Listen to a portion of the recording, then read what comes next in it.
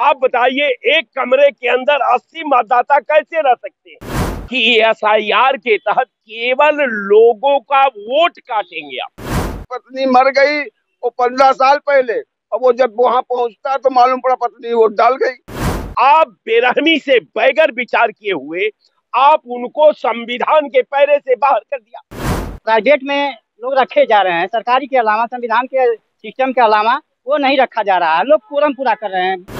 आज दिल्ली में आकर के राहुल गांधी से आप माफी मंगवा रहे हैं। बिहार में एसआईआर और वोट चोरी के आरोपों पर सड़क से लेकर सदन तक हंगामा मचा हुआ है।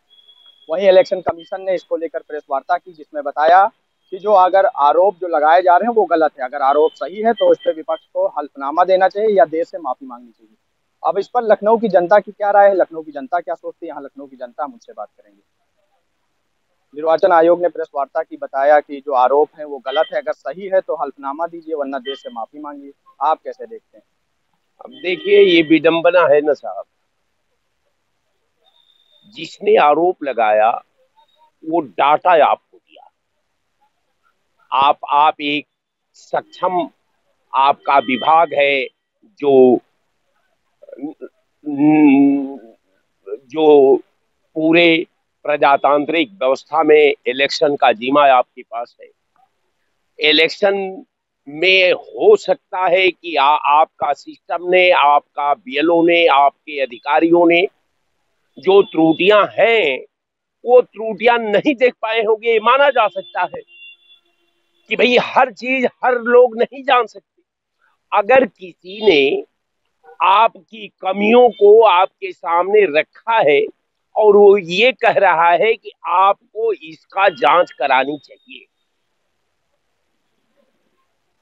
आप एसआईआर आपने किया है, अब भला ये बता दीजिए कि एसआईआर में कौन अधिनियम निर्वाचन आयोग को अधिकार दिया कि एसआईआर के तहत केवल लोगों का वोट काटेंगे आप।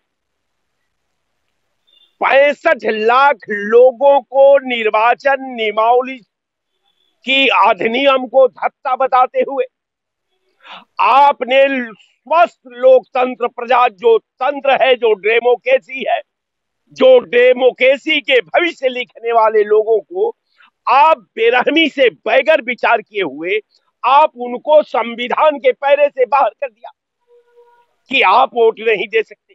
तो 65,000 वोट तो आपने काट दिया, अच्छी बात है, निर्वाचन आयोग को बधाई है। लेकिन अब ये सवाल उठता है ना कि साहब 65,000 वोट आपने काटा है तो इसमें कई वोट आपने जोड़ा है, नया वोट भी तो मिला होगा आपको। केवल काटने की जिम्मेवारी अगर निर्वाचन आयोग की है तो आपका निर्वाचन, आपका सिस्टम, आपका फैसला, ये आपको मुबारक हो। लेकिन जो लोकतांत्रिक व्यवस्था में आपने 65,000 वोट के साथ अगर 1,000 वोट जोड़ दिए होते तो आप निष्पक्षता में आते और जो विरोध करने वाले लोग हैं वो उनकी आवाज बंद हो जाती। ये केवल निकालने का काम नहीं किया है, ये केवल काटने का काम नहीं किया है, ये केवल भारतीय संविधान से के तहत प्रदत्त अधिकार का अवहेलना नहीं किया है, इसने जोड़ने का भी काम किया है। यही संदेह के घेरे में निर्वाचन आयोग आ रहे हैं। कारण ये है कि निर्वाचन आयोग पर जिसने आरोप लगाया उसने कहा कि मैं 6 महीना से अब हमारी टीम इस पे सर्च कर रही थी, एक एक क्षेत्र का, एक एक वोट का हम लोग सर्च कर रहे थे। मौके पर सत्यापन किया गया, मौके पर जो सत्यापन हुआ, आप बताइए एक कमरे के अंदर 80 मतदाता कैसे रह सकते हैं? इसका जवाब निर्वाचन आयोग नहीं दे रहा है। अब आप बताइए कि भारत के संसद में आप इस पे बहस नहीं करते। आपको हम निर्वाचन आयोग के कार्यालय पर दस्तक देना चाहते हैं, हमको पुलिस उठा लेती है, हमको बंद कर देती है, हमारे खिलाफ कानूनी कार्रवाई कर देती है। तो हमारे पास तो केवल सड़क बचा है। और जो सड़क पर जो है राहुल गांधी चल रहे हैं बिहार में, जहां आपने 65,000 वोट काट करके आज दिल्ली में आकर के राहुल गांधी से आप माफी मंगवा रहे हैं। राहुल जी कह रहे हैं कि हम तो माफी मांगने वाले नहीं है साहब, लेकिन देश की एक एक मतदाता आपसे माफी मंगवाएगा और देश मजबूर कर देगा कि देश से बड़ा, संविधान से बड़ा आप नहीं है, ये देश बड़ा है, संविधान बड़ा है, आवाम बड़ी है, सिस्टम बड़ा है, व्यक्ति कुछ नहीं है। अगर व्यक्ति के अगर निष्ठा का मूल्यांकन कर लिया जाए तो दो दो निर्वाचन आयोग चेयरमैन इस्तीफा देकर भाग जाते हैं, देश का राष्ट्रपति इस्तीफा देकर के भाग जाता है। सवाल तो उठेगा कि भाई आज तक लोकतांत्रिक पूरे प्रणाली में आजादी के बाद से जब से संविधान का संचालन हुआ है, एक कोई राष्ट्रपति का नाम बताइए जो बीच में इस्तीफा देकर भाग गया हो। महाभियोग से आप उसे जरूर हटा सकते हैं, लेकिन कोई राष्ट्रपति आप ही के सरकार में हो रहा है, आप ही के सरकार में हो रहा है कि आपका निर्वाचन आयोग आपके कालखंड में इस्तीफा देकर के भाग जाता है। आप ही के कालखंड में रिजर्व बैंक का गवर्नर आप ही के सरकार में इस्तीफा देकर के भाग जाता है। आप ही के सरकार में विश्व बैंक का अध्यक्ष आप ही के सरकार में कहता है कि शरणम गच्छामि। तो आप कब तक पूरे संवैधानिक स्ट्रक्चर को ब्लैकमेल करते रहेंगे, उनके गरिमा से खेलते रहेंगे, उनके कैडर से खेलते रहेंगे और पीएसओ और आवाम की जो एक दूसरे की भावना का निर्माण करता है, जो देश के भविष्य का निर्माण करता है, जो सिस्टम को संचालन करने में सहयोग करता है, आप कब तक उसकी अवहेलना करते रहेंगे?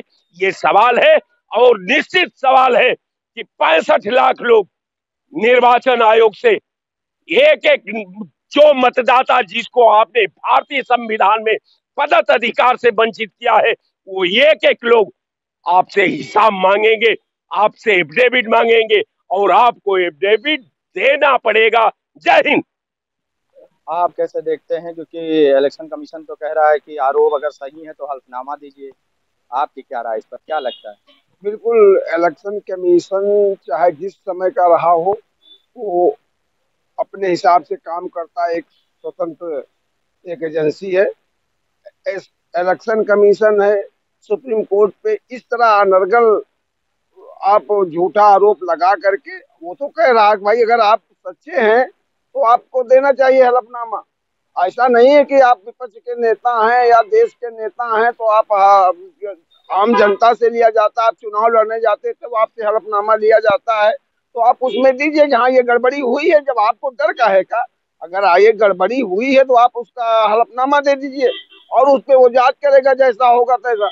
और रही बात काटने वाली बात, ये सतत प्रक्रिया है। जब भी चुनाव होते हैं हर साल लोग कुछ मरते हैं, कुछ बाहर चले जाते हैं, उनके नाम काटे जाते हैं, कुछ नए युवा जो 18 साल पूरा करके आते हैं उनको जोड़ा जाता है। ये निर्वाचन कोई इसी साल तो कर नहीं रहा है, वो हमेशा वो निर्वाचन आयोग का काम चलता रहता, वो करता रहता। अब इन लोगों 65 भाई जिसको दर्द है, जिसका वोट कटा है, वो लोग क्या कर रहे हैं? वो लोग क्यों नहीं धरना पर अमरनाथन, हमारा वोट कटेगा तो हम जाकर के हम अमरनाथन में बैठ जाएंगे, धरना देना शुरू कर देंगे। वोट हमारा कटा है, दर्द आपको हो रही है, आप हम कुछ बोल नहीं रहे। अभी 4 लोगों को जो नाम दिए गए थे और उनको उनसे तस्दीक की गई तो वो कह रहे नहीं हमारा तो वोटर लिस्ट में नाम है। इस तरह का झूठा आरोप लगा करके देश की संस्थाओं को बदनाम करने का कार्य जो विपक्षी पार्टियां कर रही हैं, इनका आने वाले समय में चुनाव में यही जनता इनको भरसक इनको जवाब देगी। हम कोई भी आक्रोश अगर होगा, किसी का नाम बेरोजगारी है, बेरोजगारी चिल्लाते, कोई बेरोजगार रोड पे नहीं आ रहा। आपने इतने दिन में सुना कोई धरना प्रदर्शन हुआ है बेरोजगारों का इतना बड़ा? जिस प्रदेश में इतने बड़े बेरोजगार हो, जिस प्रदेश की इतनी अर्थव्यवस्था चौपट हो, जिस देश की इतनी बड़ी अर्थव्यवस्था चौपट हो, तो लोग न जा सर पे उठा लेंगे, वो बैठेंगे नहीं। लेकिन कहीं ना कहीं काम कुछ ना कुछ आदमी का चल रहा कर रहा है, वो आदमी देख रहा है, सरकार जनहित में काम कर रही है। अब काम करने में कुछ ना कुछ त्रुटियां रह जाती, हो सकता है कहीं ना कहीं निर्वाचन आयोग, क्योंकि निर्वाचन आयोग हर जगह जाता नहीं, वो क्षेत्रीय बीलो हैं, चाहे लेखपाल है या अध्यापक हैं, इन्हीं को बनाया जाता है। हो सके तो उसकी जिम्मेदारी भी हम वहाँ के समाज के जो जिस गांव में जिस जिस जगह के रोड कटे हैं। अभी एक भाई साहब कह रहे थे, अभी हमारे भाई साहब कह रहे थे कि 80 वोट एक कमरे, 80 वोट वो नहीं, उसका भी स्पष्टीकरण आ चुका है। एक मठ है, मठ के लोगों ने एक, चूंकि इसमें साधु परंपरा में रही है कि जो शिष्य होता है अपने गुरु को ही पिता मान लेता है और अपने पिता को दरकिनार कर देता है। वो अपना उनको उनके नाम पे उस मठ में 80 लोग जो चेले थे, शिष्य थे, उन्होंने अपने नाम के आगे उस गुरु जी का नाम लिखा रखा था जिस मठ में थे, और वही नाम चल रहा। अब उसको ये लोग लेकर के एकदम वो हाय तौबा किए हुए हैं। तो ऐसा नहीं है, किसी के लिए संविधान सबके लिए बराबर है।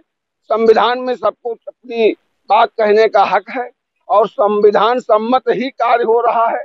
ऐसा नहीं, इसके पहले तो तमाम, अगर वोट लूटने वाली बात आ जाए तो 1952 में रामपुर से वो हारे हुए थे, डिक्लेयर हो चुका था, कांग्रेस के अब्दुल कलाम जी थे और वो डिक्लेयर हो चुका जवाब, और यहाँ पे गोविंद बल्लभ पंत जी मुख्यमंत्री थे। तो वहां से तब फोन मोबाइल थे नहीं, फैक्स के द्वारा कहा गया किसी भी सूरत पे हमको ये जीतना है रामपुर, जबकि डिक्लेयर हो गया चुनाव।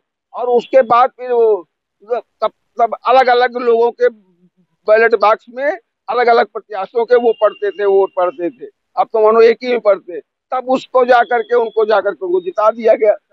एक सवाल ये था कि अखिलेश यादव कह रहे हैं हम 18,000 एफिडेविट दे चुके हैं, लेकिन फिर भी कार्रवाई नहीं कर रहे। कह रहे जितना समय मिला उतने में हमने 18,000 एफिडेविट दे, एफिडेविट की बात करें, वो कह रहे हमने 18,000 दे दिया। अरे 18,000 लोग को क्या, तुम अपने घर से जो 18,000 लोगों को लेकर खड़ा करो रोड पे। 18,000 वोट जिनके कटे हैं उनको ला खड़ा करो। कैसे नहीं सरकार दबाव में आएगी, कैसे नहीं कार्य करेगी? आप अकेले हम 1 लाख देते हैं वो एफिडेविट बना करके, हम कहते हैं हमने 1 लाख एफिडेविट दे दिया। हम बुलाने को हम 1 लाख लोगों को हमारे सामने 10 लोग न खड़े हो कि हाँ हमारे साथ अन्याय हुआ हो। हम कह रहे हैं 1 लाख लोगों के साथ अन्याय हुआ है, हम हलफनामा दे रहे हैं सुप्रीम कोर्ट में, और हम पीछे देख रहा सुप्रीम कोर्ट के अंके से पीछे तो कोई लोग नहीं है। जिनके साथ अन्याय हुआ वो है नहीं, और हम अलंबरदार बने हुए घूम रहे हैं कि भैया ये हो। तो हम कैसे मान ले? अगर 18,000 आप हलफनामा आप इकट्ठा कर सकते तो 18,000 लोग दबाव बनाने की राजनीति अगर होती, दबाव तो राजनीति करना चाहते हो, अगर सही उनको आप न्याय दिलाना चाहते तो उन 18,000 लोगों को अगर तुमने हलफनामा उनके दिए हो तो कहीं ना कहीं उनसे स्वीकृति ली होगी। हाल ही में राहुल गांधी गए थे, उन्होंने कहा मृत लोगों के साथ चाय पीने का मौका मिला, उनका नाम वोटर लिस्ट से मृत बताकर बता रहे काट दिया गया था, ये आरोप लगाया गया। हाँ, ये चीज मैं मान सकता हूँ, कहीं कहीं बेलों की कमी की वजह से कुछ कई जगह ये पहली बार नहीं हुआ है। ये पहली बार नहीं हुआ है कि वो लोग मृत आदमी और मृतक 15-15 साल से मृतक का वोट पड़ रहा है। हमने ये भी देखा 15-15 साल से वो मर गया, उसका वोट पड़ रहा है, वोटों में पड़ रहा डाल रहे हैं। अब वो जो खुल करके सामने आओ, और जिस व्यक्ति के घर का व्यक्ति मरा तो वो कहता है मैं हर बार चुनाव करने के लिए आता हूँ कि शायद है जो हमारे मर गए 15 साल पहले। जब वो पहुंचता है तो वहां का वो प्रिसाइडिंग ऑफिसर था 1 घंटा पहले वो चले गए। इनमें हर बार 1 घंटा, बताइए इस देश की क्या विडम्बना है, किस तरह आप बात करेंगे भैया? तो ये इसके लिए हमको आपको सबको जागरूक, मतलब ये कहा जब मृत लोग भी वोट डाल के चले जाते हैं। वो यही बता रहे, वो एक व्यक्ति की पत्नी मर गई वो 15 साल पहले, अब वो जब वहां पहुंचता तो मालूम पड़ा पत्नी वोट डाल गई। अब वो जाता है भैया साहब अब आपकी अगर आमद हमको थोड़ा सूचना देना। अब जब वो पहुंचता कहीं बस आप 1 घंटा लेट हो गया, फिर डाल गई, देखो निशान लगा हुआ। तो कहीं ना कहीं सिस्टम पे सवाल खड़े हो रहे हैं ना। बिल्कुल बिल्कुल सिस्टम में कहीं ना कहीं गड़बड़ी है, ये हम आपकी बात मानते हैं। उसको और दुरुस्त करने की जरूरत है, और उसको एक पार्टी ने सारी पार्टियों को मिलकर के उस पर दबाव बनाना चाहिए। और ऐसा जो कार्य हो रहा है ये नहीं होना चाहिए। ये स्वस्थ परंपरा, स्वस्थ राजनीति वो नहीं है।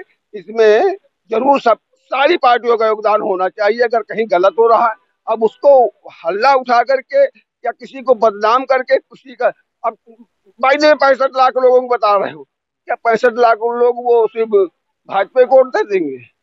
कि वो सर्टिफिकेट दे रखे थे, जो 65 लाख वोट काटे गए हैं वो सिर्फ भाजपा के वोट थे, सपा के वोट थे या कांग्रेस के वोट थे। उसमें भाजपा की हो सकते हैं।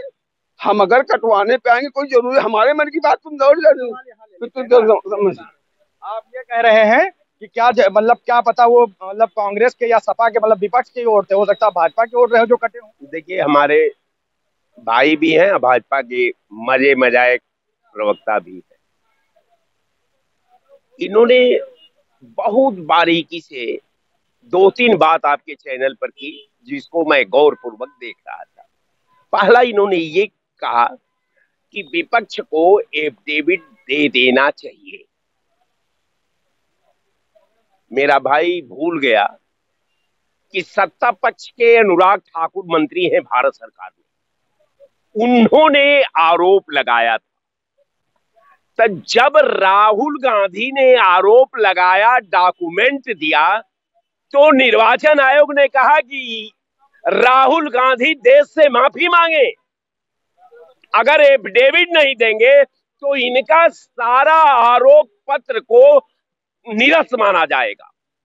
लेकिन वो भूल गए कि अनुराग ठाकुर ने भी 7 सीटों में निर्वाचन के सिस्टम पर सवाल उठाया था। लेकिन निर्वाचन आयोग ने एक बार अनुराग ठाकुर और भाजपा का नाम लेकर के ये कह दिया होता, अगर निर्वाचन आयुक्त ने, कि अनुराग ठाकुर भी देश से माफी मांगे, नहीं तो उनका भी आरोप मान लिया जाएगा। अनुराग ठाकुर के लिए दूसरा नियम, साहब, आप संविधान की बात करते हैं, आप भारत की विधा की बात करते हैं, आप भारत के सिस्टम की बात करते हैं। तो आयुक्त ने जब राहुल गांधी को देश से माफी मांगने का निर्देश दिया चैनल पर, बगैर प्रकरण का जांच कराए हुए, उस अधिकारी के जज्बा का, उस अधिकारी के हिम्मत का, उस अधिकारी के अपने कैडर का अपमान का थोड़ा भी भय नहीं रहा। वो कहा कि राहुल गांधी देश से माफी मांगे। उसको ये पता नहीं कि राहुल गांधी सदन में विपक्ष के लीडर है, माफी मांगे, और सत्ता पक्ष को एक बार अनुराग ठाकुर को नाम नहीं लेता है, तो ये मान लिया जाए ना कि ये आयुक्त तो बचा नहीं। वोट चोरी का जो आरोप बता रहे हैं, इलेक्शन कमीशन बता रहा है कि ये आरोप अगर सही है तो हल्फनामा दीजिए। आपको क्या लगता है जो वोट चोरी का आरोप है ये सही है, गलत है, कैसे देखते हैं? देखिए, जो मौके पर जाते हैं, घर घर तो BLO जाते हैं, ठीक है, अब वो रिसीविंग देते हैं, एक लेते हैं, एक देते हैं, दस्तखत कराते हैं और प्रक्रिया को मांगते हैं, वो देना पड़ेगा लोगों को, ठीक है। आगे जो प्राइवेट में लोग रखे जा रहे हैं, सरकारी के अलावा, संविधान के सिस्टम के अलावा वो नहीं रखा जा रहा है। लोग कोरम पूरा कर रहे हैं, यहाँ से भेज दिया जाता है ब्लॉक पर, जिले पर, लिखा पढ़ी होती है, कंप्यूटर होता है, वो निभा नहीं रहे हैं। अब लिख के जब एक बार चला जाता है तब उस पर प्रक्रिया चलने लगती है। कहीं ना कहीं ये विपक्ष जो कह रहे हैं, ये खाली आपस में टाइम काट रहे हैं लोग, कोई मुद्दा नहीं है इन लोगों का। फर्जी आरोप लगा रहे हैं। फर्जी का मतलब है कि ये टाइम काटा जा रहा है, असली मुद्दे पर तो ले ही नहीं जा रहे हैं। मौके पर रहेंगे, रिसिविंग है तो उसके अनुसार वो बात करें, ठीक है। आप प्रक्रिया दें, वो माना जाएगा। वो तो कह रहे 18,000 एफिडेविट दे दिए हैं हम, लेकिन कार्रवाई नहीं हो रही है। हाँ, तो ये तो बिल्कुल जो प्रक्रिया के अनुसार जो दरखास्त दी जाती है, चाहे बात रखी जाती है, वो समय गंवाया जाता है, विभाग ने समय गंवाती है। प्राइवेट रखे जाते हैं, कोरम पूरा कर रहे हैं, सही सलामत से देश में काम नहीं हो रहा है। हाँ, मुद्दा क्या होना चाहिए? क्या होना चाहिए का वही रिसीविंग के अनुसार होना चाहिए कि उस तरह से अगर प्रक्रिया सही है तो उनको मान लिया लेना चाहिए। ये तो समय खाली टाला जा रहा है, मुद्दा का मतलब ये संवैधानिक एक काम नहीं हो रहा है, खाली उलझा के समय टाला जा रहा है। पक्ष विपक्ष कुछ काम करना नहीं चाह रही है। इलेक्शन कमीशन कह रहा है कि फर्जी आरोप लगा रहे हैं, और अगर सही है तो एफिडेविट दे, हल्फनामा दे, नहीं तो देश से माफी मांगे। ऐसा कि जो भी अधिकारी बड़े में जब चले जाते हैं लोग, तो इसी तरह से उलझाए रहते हैं कि जनता उलझे में रहे। इसका कोई वो तो होता नहीं कि आपने गलत किया तो आप पर कार्रवाई होगी। जब सरकारी विभाग में लोग पाते थे नौकरी तो बिल्कुल तैनात रहते थे, प्राइवेट में दिया जा रहा है तो कोरम पूरा कर रहे हैं, खाली सही सलामत से चल नहीं रही व्यवस्था। मतलब व्यवस्था सही सलामत से नहीं चल रहे हैं, पक्ष विपक्ष उसमें सही से लड़ाई नहीं लड़ रहे हैं, न हक को बात कर रहे हैं। दोनों लोग सही जगह दोनों लोग बिल्कुल सही, बिल्कुल पक्ष विपक्ष बिल्कुल समाज के जनता के हित में काम नहीं कर रहे हैं। जो अधिकार मिला है, अधिकार के हिसाब से जो प्रक्रिया चलनी चाहिए वो नहीं चल रही है, खाली अपना बना रहे हैं हम लोग सत्ता पर। बाकी लोग जो विभाग से जो नौकरी है 40 साल की है, वो सब खत्म करना चाह रहे हैं। तो आपने सुना लखनऊ की जनता थी जिन्होंने बिहार में एसआईआर और इलेक्शन कमीशन, साथ ही जो विपक्ष के द्वारा वोट चोरी का आरोप लगाया जा रहा है उस पर भी अपनी बात रखी। न्यूज़ 7 हिंदी के लिए मोहम्मद आमिर, लखनऊ।